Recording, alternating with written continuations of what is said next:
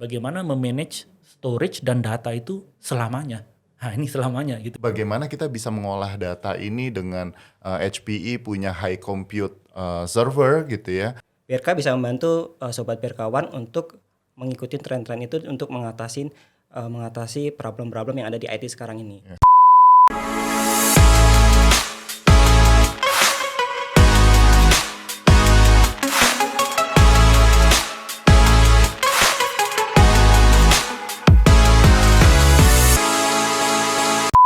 Jadi data itu bisa menjadi insight ke perusahaan, Betul. insight ke sobat-sobat BRKawan. Jadi data tidak hanya kita simpan saja, karena data pasti sangat besar. Kalau kita mau simpan aja butuh storage yang besar. Data mungkin kita bisa lakukan dengan edge processing. Jadi semua data tidak disimpan langsung ke core atau ke database company, tapi mungkin bisa diproses dahulu. Jadi yang hanya disimpan itu hanya yang penting-penting saja yang berguna untuk insight ke perusahaan. Jadi kalau kita bicara mengenai use case yang ada di layar ini, bagaimana mungkin kita ambil data lewat IoT, sensor-sensor yang ada di perusahaan atau di mesin, itu kita bisa ambil data juga, misalnya di manufacturing. Terus bagaimana kita bisa analitik itu data sesuai dengan yang perusahaan inginkan. Kemudian bisa menjadi insight sebagai patokan atau pedoman dari perusahaan mengambil langkah bisnis ke depan.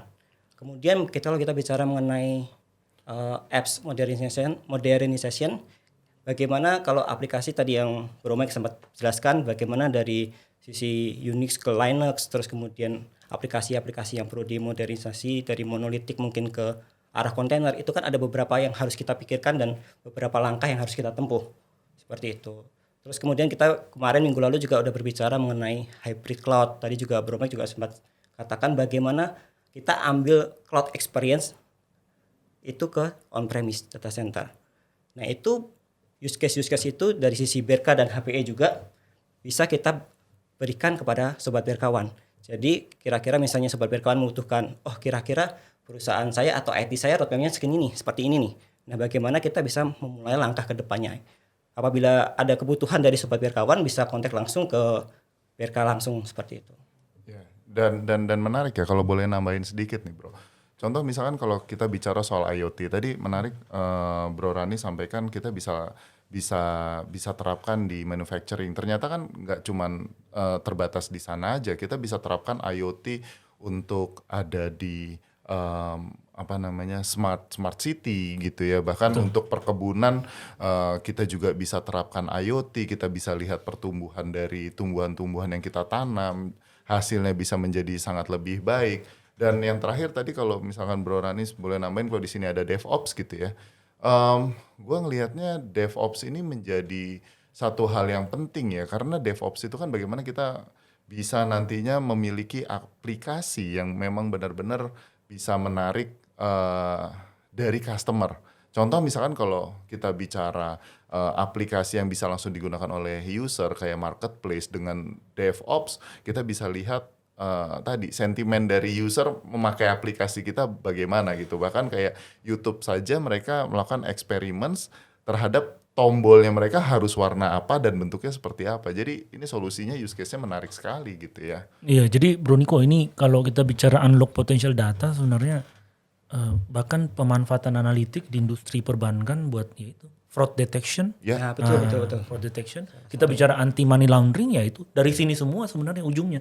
Jadi industri power by teknologi itu udah cikal bakal yang kita akan lihat sekarang dan memang part dari digital transformation gitu. Yang tadi di agriculture, bagaimana IoT membantu pengembangan hasil dari panen dari agriculture kita juga sangat dimungkinkan. Makanya itu kita sebut tadi penerapan teknologi untuk yaitu mendapatkan potensi dari data dan kemudian memaksimalkan potensi itu untuk bisa benar-benar menentukan arah kebijakan company. Ya, Bro Mike. Jadi kalau misalkan tadi sudah dijelaskan soal teknologinya, bagaimana kita bisa mengolah data menjadi sebuah informasi. Nah, sekarang penerapannya untuk digital transformation ini, hybrid IT ini, bagaimana HPE punya solusi yang efektif dan efisien untuk bisa diterapkan oleh customer, oleh Sobat BRKawan. Gimana Bro Mike? Iya, Bro Niko. Jadi kalau bicara efektif efisien sebenarnya nggak bisa lari dari kata ekonomis. Yes, betul. Ya, karena di sesi pertama kita bicara challenge itu isinya semua berbau cost gitu. Ya.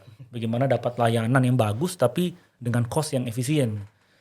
Nah ini Sobat Berkawan mungkin bisa lihat juga di layar masing-masing bahwa kita mengembangkan konsep yang kita sebut dengan bagaimana menghadirkan layanan cloud experience ya. Yang di sesi sebelumnya saya bilang kan, cloud itu bukan end destination, itu hanya experience.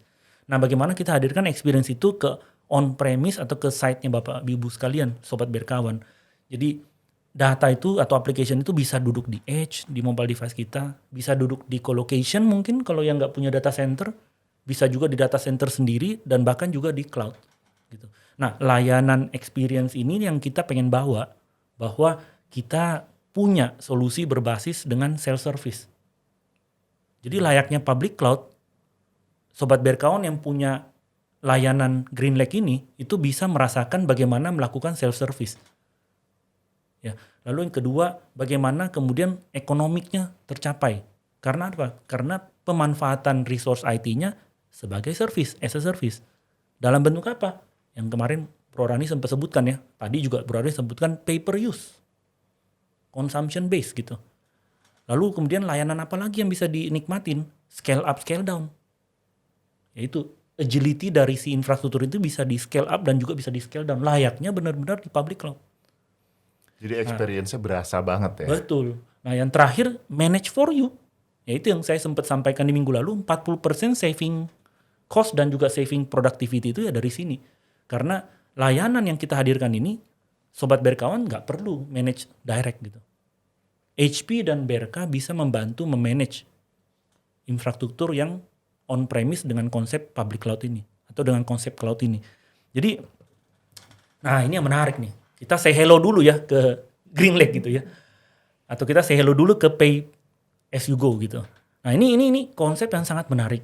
Kalau Sobat Berkawan lihat ya, garis warna biru itu menunjukkan sebenarnya apa yang Sobat Berkawan consume.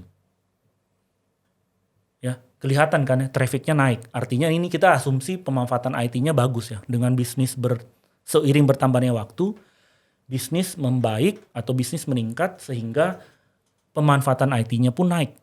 Tapi coba dilihat, naiknya apakah garis lurus? Nggak juga. Naiknya itu sangat dinamis. Apalagi kalau misalnya Sobat Berkawan punya aplikasi berbasis digital, pasti dia akan sangat dinamis karena hari ini user yang akses mungkin tidak akan sama dengan besok user yang akses gitu ya. Waktunya beda-beda. Nah, tapi apa yang terjadi waktu kita masuk dengan konsep sebelumnya atau masih dengan konsep yang lama, bukan dengan experience public cloud, adalah garis yang orange ini. Kelihatan sekali kan, waktu kita dengan konsep yang lama, Bro Ranis, ini garis orange ini menunjukkan kita belanjanya dengan konsep yang lama, belanja dengan capex. Nah, minggu lalu saya sampaikan kan, akan ada over provisioning. Day one itu cuma dikit sebenarnya yang dipakai dari sekian banyak yang di purchase gitu. Nah, jadi garis orange ini menunjukkan kalau andai kata kita traditional hardware purchase capex. Nah, garis yang biru itu menunjukkan pay only what you consume. Ini adalah konsep GreenLake yang kita bawa. Nah, apa yang ada di dalam konsep ini kita ingin terangkan bahwa ada over provisioning cost yang kita bisa hilangkan pada saat kita move ke dalam konsep pay as you go atau konsep GreenLake ini. Karena apa? Karena kita bisa match cost kita terhadap business value saat bersamaan kita bisa dapat on demand consumption. Nah mungkin pertanyaannya mungkin dari Sobat Berkawan kalau lihat grafik ini, lah bagaimana kalau misalnya saya ada kenaikan kebutuhan gitu. Ada pemanfaatan yang cukup tinggi, misalnya contoh nih dari curve yang kedua naiknya kan tinggi. Tidak perlu khawatir karena konsep layanan GreenLake Cloud Comes to You ini kita berikan ada capacity ahead dari apa yang dibutuhkan. Jadi tidak perlu khawatir saat dia scale up, saya mesti beli barang lagi nggak? Enggak. Karena capacity on demand itu sudah ada di site. Tapi saat itu tidak dipakai dan tidak dibayarkan oleh Sobat Berkawan. Jadi yang dibayarkan itu di bulanannya itu benar-benar yang memang digunakan. Saat dia ada kebutuhan lebih, nah, mungkin next month cycle billing akan keluar tagihan yang lebih mahal dari tagihan bulan lalu. Karena apa? Ada pemanfaatan yang lebih. Jadi ini benar-benar elastik, mirip banget dengan sebenarnya pemanfaatan public cloud. Makanya itu yang kita bilang experience dari sisi finansial, flexibility-nya, ini yang kita hadirkan ke Bapak Ibu Sobat Berkawan sekalian. Nah, kalau ditanya lagi efektif efisien ya, di luar dari masalah biaya juga di sisi operasional, Bro Niko sama Bro Ranis. Jadi kalau Sobat Berkawan lihat, memaintain infrastruktur yang kita bilang kemarin ya minggu lalu ya, kompleks dan tidak mudah. Nah, tapi pertanyaannya adalah harus ada cara dong untuk bisa address ini. Nah, kami HPE menghadirkan bukan cuma layanan Green Lake dan Cloud Comes to You, tapi layanan artificial intelligence juga di data center. Jadi tidak membayangkan artificial intelligence seperti untuk medical imaging lihat hasil ronsen, tapi memanfaatkan artificial intelligence juga di data center.